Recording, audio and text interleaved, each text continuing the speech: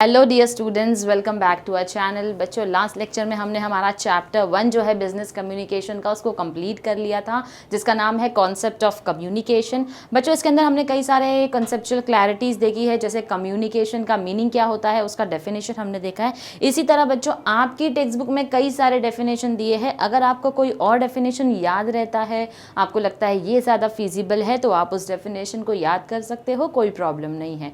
Okay, इसके साथ हमने कम्युनिकेशन प्रोसेस देखा, फीडबैक का क्या रोल है हमने वो देखा, फीडबैक के कितने टाइप्स हैं हमने देखा, और कम्युनिकेशन जो है वो आज के बिजनेस वर्ल्ड में या कॉर्पोरेट वर्ल्ड में क्यों इंपॉर्टेंट है वो भी हमने देख लिया है। तो आज जो हमारा लेक्चर है बच्चों, जो हमारा पार्ट 3 है, उसके अंदर हम करने वाले हैं ऑब्जेक्टिव क्वेश्चंस, जैसे हम हर लेक्चर की एंड में करते हैं। तो आइए बच्चों, स्टार्ट करते हैं हम हमारे ऑब्जेक्टिव क्वेश्चंस के साथ। सबसे पहला जो क्वेश्चन है तो वो हमको बोलता है द लैटिन वर्ड। हमने पढ़ा था कम्युनिकेशन का, जब कॉन्सेप्ट पढ़ रहे थे तब हमने बच्चों याद करो पढ़ा था द लैटिन वर्ड कम्युनिकेयर मीन्स। तो लैटिन वर्ड कम्युनिकेयर का मतलब होता है टू इम्पार्ट। नेक्स्ट है science and dash were used when language did not exist. जब लैंग्वेज बनी ही नहीं थी, जब ह्यूमन बींग्स आए थे, इस धरती पर आए थे, जब लैंग्वेज नहीं बनी थी, तो वो लोग कुछ साइंस और कौन सी चीज़ के साथ बात करते थे? क्या लेटर्स हो सकते हैं? जब लैंग्वेज ही नहीं है तो लेटर कहाँ से होगा? जब लैंग्वेज ही नहीं है तो टेलीग्राम कहाँ से होगा? जब लैंग्वेज ही नहीं है तो टेलीफोन्स कहाँ से होगा? इसीलिए करेक्ट आंसर है साइंस एंड सिम्बॉल्स के साथ में क्या किया करते थे? बातें किया करते थे। जैसे आज कई सारे सिम्बॉल्स हम देखते हैं तो हम रिकॉग्नाइज कर लेते हैं। जैसे अगर हमने इस तरीके का कोई सिम्बॉल देख लिया तो हमको समझ में आता है या तो ये किसी क्रिश्चियन सिमेट्री का हो सकता है, या तो किसी क्रिश्चियन चर्च का हो सकता है, राइट। या कई बार ऐसा होता है कोई मेडिकल से रिलेटेड भी हुआ अगर बच्चों, तो इस तरीके का सिंबल होता है। तो ऐसे सिंबल्स होते हैं जो कोई ना कोई चीज़ क्या करते हैं, हमको दर्शाते हैं।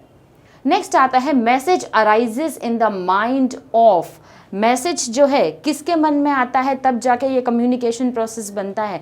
मैसेज आता है सेंडर के माइंड में, तभी जाकर तो वो उसको एनकोड करता है, चैनल के थ्रू भेजता है, रिसीवर उसको डीकोड करता है, राइट। तो मैसेज जो होता है किसके माइंड में आता है? सेंडर के माइंड में बनकर आ जाता है। Next, senders need a dash to send out a message. अब सेंडर को कोई ना कोई माध्यम तो चाहिए मैसेज पहुंचाने के लिए, तो वो जो मीडियम इसको चाहिए वो कुछ भी हो सकता है, राइट। कोई भी किसी भी माध्यम से वो अपने मैसेज को रिसीवर तक पहुंचा सकता है। Framing of a message for sending. अब मैसेज को जब हम फ्रेम करते हैं, किसी के थ्रू बना रहे हैं, ड्राफ्ट करते हैं, उसको हम बोलते हैं encoding. Dash affects the choice of medium. अब जो भी मीडियम आप सिलेक्ट करते हो, ऐसी क्या चीज़ है इन 4 ऑप्शनों में से जो उसको अफेक्ट कर सकती है? पहला है कॉस्ट फैक्टर, यानी कि जो भी मीडियम हम सिलेक्ट कर रहे हैं क्या हमको उसके पीछे ज़्यादा खर्चा आने वाला है। दूसरा है ब्यूटी फैक्टर, यानी खूबसूरती से हम बता रहे हैं। तीसरा है पानी की अवेलेबिलिटी, आवश्यकता होना ज़रूरी है। चौथा है आपको स्ट्रैटेजी बनानी है। इन सारी चीज़ों की ज़रूरत नहीं है, जिस चीज़ की हमको ज़रूरत है मीडियम सिलेक्ट करने के लिए वो होता है हमारा कॉस्ट फैक्टर, यानी कम से कम खर्चे में हम चाहते हैं। अब फॉर एग्जांपल हम एग्जांपल अगर ले तो वो हो सकता है हमारे टेलीविज़न पर जो हम एडवर्टाइजमेंट्स देखते हैं या सोशल मीडिया पर हम एडवर्टाइजमेंट्स देखते हैं, तो कंपनी ने सोचा कॉस्ट फैक्टर के बारे में और उस हिसाब से क्या किया, आपके सामने अपना जो मैसेज है अपने प्रोडक्ट और सर्विसेज का वो लेकर आ गए। सोशल मीडिया के थ्रू लेकर आ गए, टेलीविज़न एडवर्टाइजमेंट के थ्रू लेकर आ गए, लेकिन आपके सामने एक मीडियम जो है जिसके थ्रू आपके पास वो एडवर्टाइजमेंट आ जाता है। तो वहाँ पर बच्चों कॉस्ट फैक्टर जो है वो इन्वॉल्व होता है।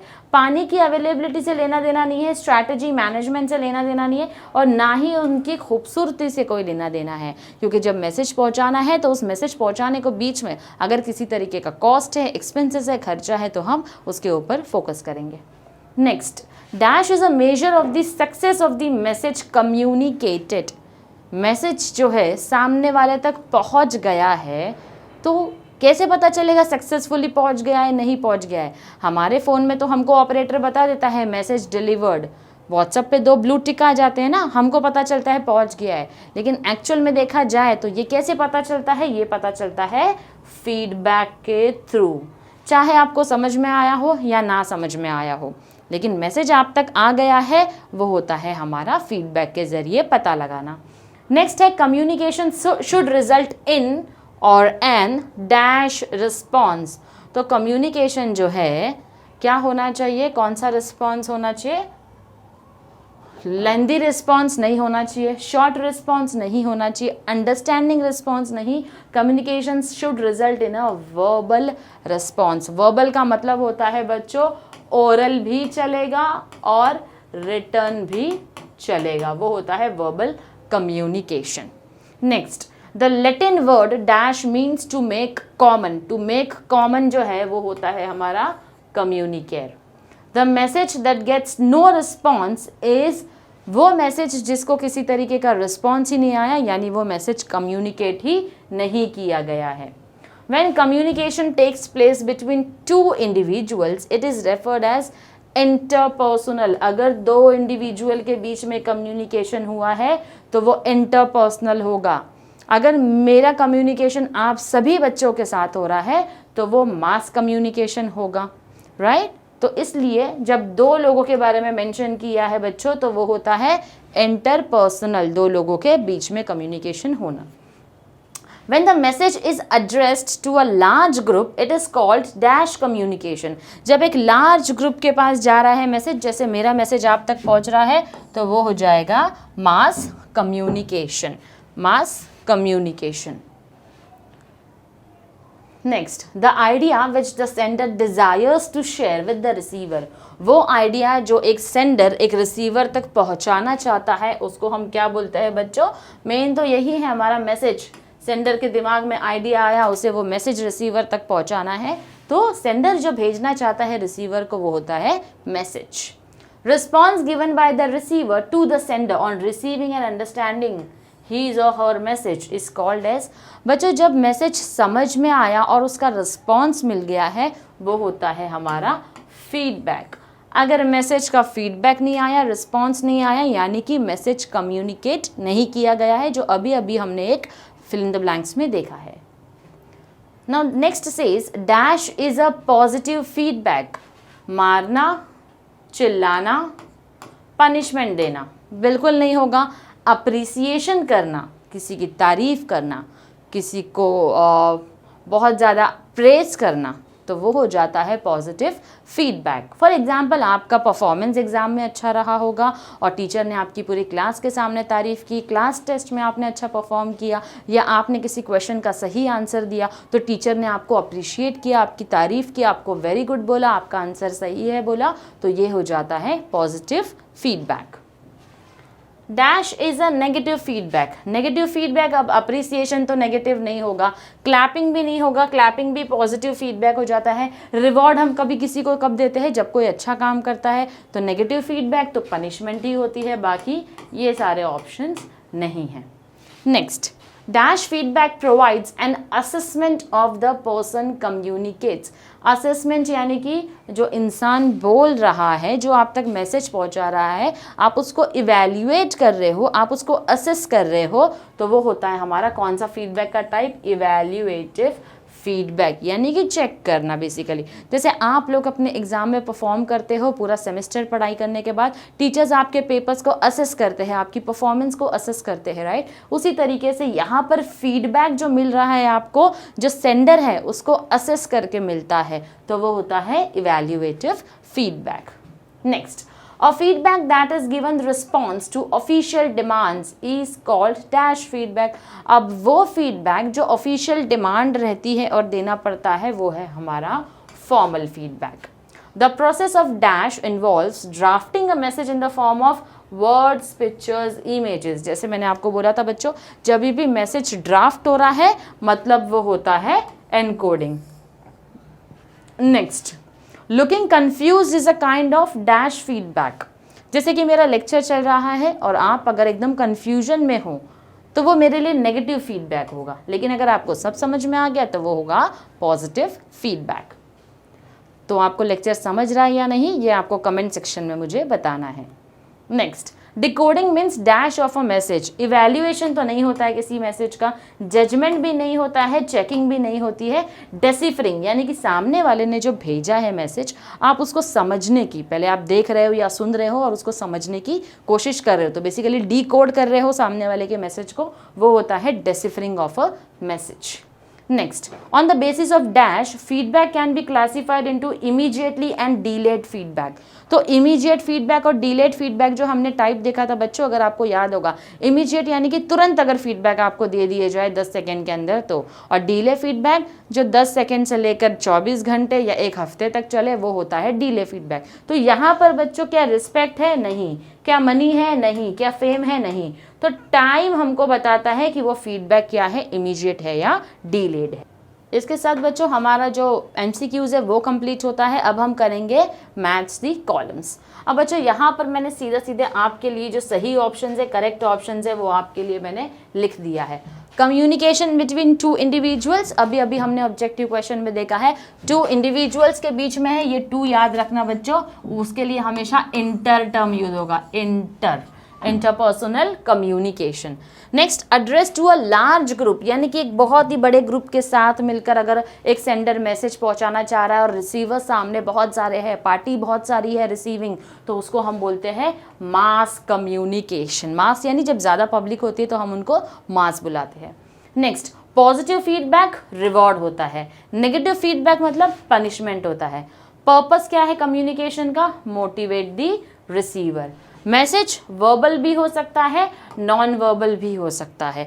Decoding involves assessment of symbols used. Decoding यानी कि जो भी सिंबल, जो भी मैसेज भेजा गया है उसको डिसिफर करने की कोशिश की जा रही है। एनकोडिंग क्या होता है? Involves use of common symbols, symbols का यूज करना। और डिकोडिंग क्या होता है? सिंबल्स को असेस करना, चेक करना। Next, medium depends upon the nature of message. अब कौन सा मैसेज ड्राफ्ट हो रहा है, रिसीवर कौन सा है, रिसीवर की अंडरस्टैंडिंग, रिसीवर की सूझबूझ क्या है, उसके हिसाब से उस तक मैसेज पहुंचाया जा रहा है बच्चों। तो उसके लिए क्या होता है, जो हमारा मीडियम होता है, जो माध्यम होता है, कंप्लीटली रिसीवर के नेचर के ऊपर है, उस हिसाब से हम क्या करते हैं, अपना मीडियम जो है वो सिलेक्ट करते हैं। अब हमको state whether the following statements are true और फॉल्स जो है वो बताने हैं। Communication involves only transfer of information, सिर्फ इंफॉर्मेशन ट्रांसफ़र नहीं होती है बच्चों, याद रखना, हमने पढ़ा है इसके मीनिंग के अंदर।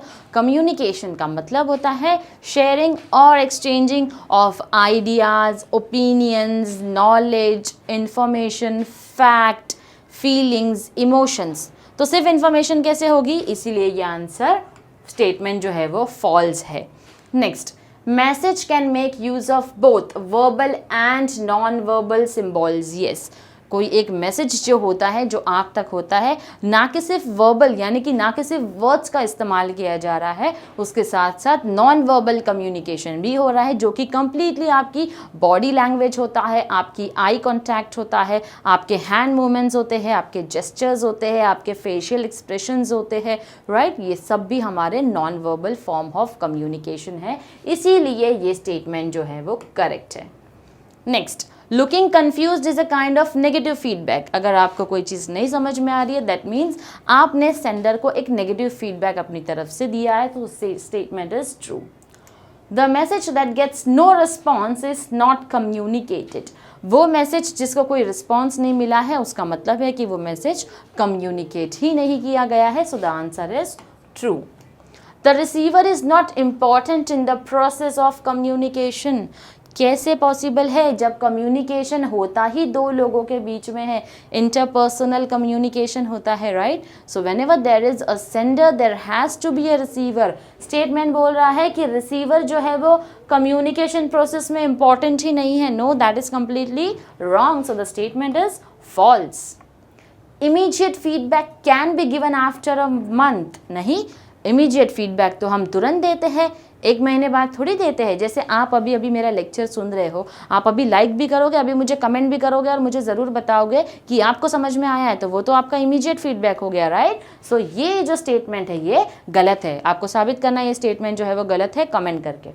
Next, negative feedback is undesirable, undesirable यानी कि नेगेटिव फीडबैक आप में से कोई भी नहीं चाहेगा, नहीं ऐसा बिल्कुल भी नहीं होता है, अनडिजायरेबल नहीं है। नेगेटिव फीडबैक मिलने से कहीं ना कहीं हम क्या करते हैं, इम्प्रूव करते हैं। So the statement is false. Reward is a positive feedback, yes reward जो होता है वो पॉजिटिव फीडबैक है। आपने कोई अच्छा काम किया, आपको अप्रिशिएट किया, आपको रिवॉर्ड मिला, तो वो हो गया positive feedback. Next, informal feedback need not be given. Informal feedback नहीं देना चाहिए, जो कैजुअल फीडबैक होते हैं वो नहीं देना चाहिए। नहीं, the statement is false. Informal feedback देना चाहिए भाई। हम अपने फ्रेंड्स को बता सकते हैं आज उसने अच्छा कपड़ा पहना है या नहीं पहना है, राइट। अब हम हमारे फ्रेंड्स को, रिलेटिव्स को एक फीडबैक दे सकते हैं। हम अपने कॉलीग्स को भी कई बार इनफॉर्मल फीडबैक दे सकते हैं। फॉर एग्जाम्पल, आपने किसी और से बात किया तो बताया अपने किसी वर्कर के बारे में, को वर्कर के बारे में, ये बहुत अच्छा काम करता है, टाइम पर अपना काम कंप्लीट करता है, जो भी असाइनमेंट मिले वो कंप्लीट करता है। सो basically that is an informal feedback that you are giving, right? Okay. Sender encodes a message while receiver decodes the message. True. Sorry. Sender का काम क्या है, मैसेज को ड्राफ्ट करना, ड्राफ्टिंग को एनकोड बोलते हैं। रिसीवर का काम क्या है, उस मैसेज को डीकोड करना, डेसिफर करना, अपनी भाषा में उसको समझना। तो सेंडर अगर मैसेज को एनकोड करता है तो रिसीवर उसको डीकोड करता है। सो द स्टेटमेंट इज ट्रू। इसी के साथ बच्चों हमारा चैप्टर 1 का ऑब्जेक्टिव क्वेश्चंस जितने भी हैं वो हमने कंप्लीट कर लिया है। ये वो क्वेश्चंस है जो आपकी टेक्स्ट बुक के पीछे दिए हुए हैं, ठीक है। अब हम नेक्स्ट लेक्चर जो आएगा हमारा, उसमें डेफिनेटली हम जो स्टार्ट करेंगे वो होगा हमारा chapter 2। So stay tuned to our lectures. Thank you very much.